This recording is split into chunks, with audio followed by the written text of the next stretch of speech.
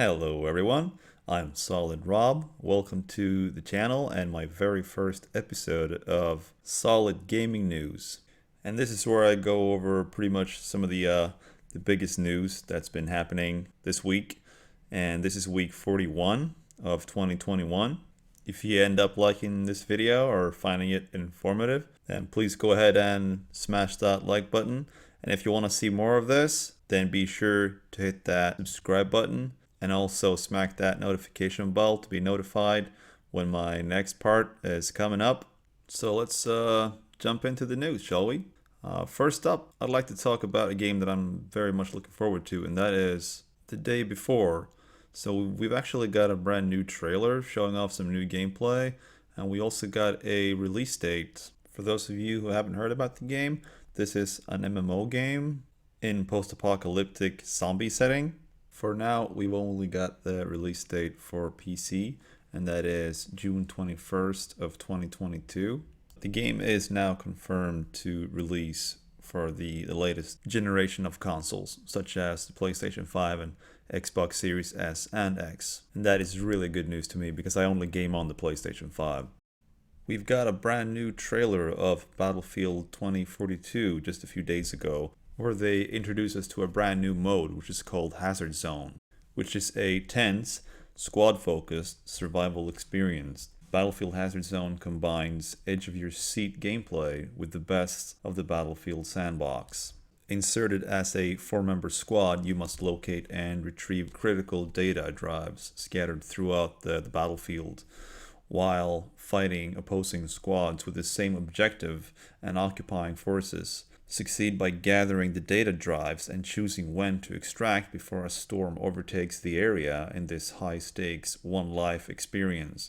Every bullet, every skirmish, and every decision counts.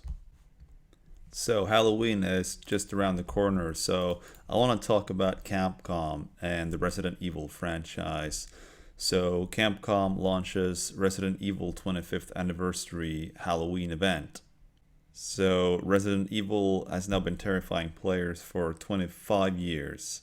And to celebrate this, they have 9 announcements to make, and 2 of which have been revealed, so we've still got another 7 to go. Hopefully, one of these is going to be a brand new DLC for Resident Evil Village. Capcom, they have stated that they are working on DLC for Resident Evil Village because players just have been asking for it. So this is exciting news. So it's one to keep an eye on. And who knows, maybe they've got some news on the highly anticipated Resident Evil 4 remake. But for now, all we've got on Resident Evil 4 is that it will release exclusively to Oculus Quest 2 as a VR game on October 21st. While on the topic of Halloween and horror games, let's talk Dying Light. So Dying Light 1 is getting a next-gen patch. It is being worked on right now. We don't have any more details at this moment other than they have tweeted that more details are coming in the future. So I'm sure we can count on this update to release before Dying Light 2 comes out, which is on February 4th, 2022. There's also a Halloween update out for PUBG and also GTA Online. So let's talk GTA, the Trilogy Definitive Edition. So Rockstar Games finally announced it on October 8th that it is coming out, and it is coming out this year, according to leakers. So there's an industry insider, Tom Henderson, that have stated that the GTA Remastered Trilogy will be released on November 11th. But according to the Polish website, PPE, physical copies of the collection will be released on December 7th, but only for the last generation of consoles.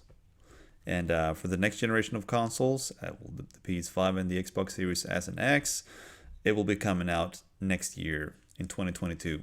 But this is a rumor, so take it with a grain of salt. But it could very well be that we get to see the digital versions coming out on November 11th, and then the physical copies for the older generation of consoles coming out December 7th. And we also have more rumors like the price tag for the game. Base.com put the price at $70. That's for the PlayStation 5 and Xbox Series X and S. While the PlayStation 4, Nintendo Switch, and Xbox One of the Trilogy are listed as $60. Now that's a pretty hefty price. Now, if that price tag is gonna work, I mean that's a really ballsy move, but if that's gonna work, it has to be very, very improved. I mean, I'd expect a pretty big graphical leap with more modern gameplay mechanics. And if not, then whew, that's just way too much. But according to a new leak, it says the games will keep its original graphics and instead add minor enhancements. And I really, really hope that's not the case. Then we also have a rumor saying that the trilogy will seemingly feature GTA 5 style controls and higher res textures. But yeah, these are rumors, so just like I said before, just take it with a grain of salt. But yeah, we should find out pretty soon. We should get confirmation from Rockstar in the next coming weeks. So we have some news of Dragon Age 4, and apparently the game will not launch on the last gen consoles. So only PlayStation 5, Xbox Series S and X, and PC. That is awesome, I must say. I like to see more games do that in the future, where they just put all the focus and energy, all the manpower into just bringing us the best experience for this generation. The only problem right now is that there are a lot of people that just can't get a hold of one of the newer generation of consoles. But hopefully by the time that Dragon Age 4 has released, then these consoles should be out there on the shelves in the stores.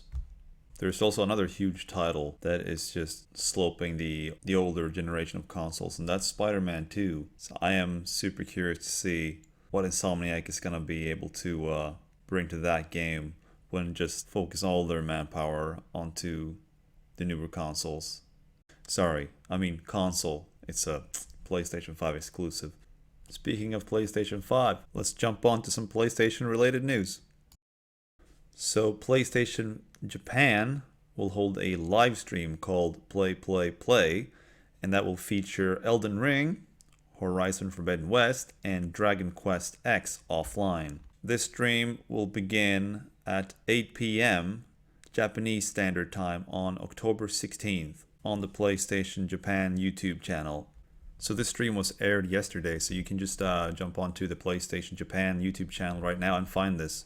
There are also a few other titles that will feature in the live stream, and those are Mobile Suit Gundam Battle Operation 2, Demon Slayer, Genshin Impact, Knives Out, Call of Duty Vanguard, and Earth Defense Force 6.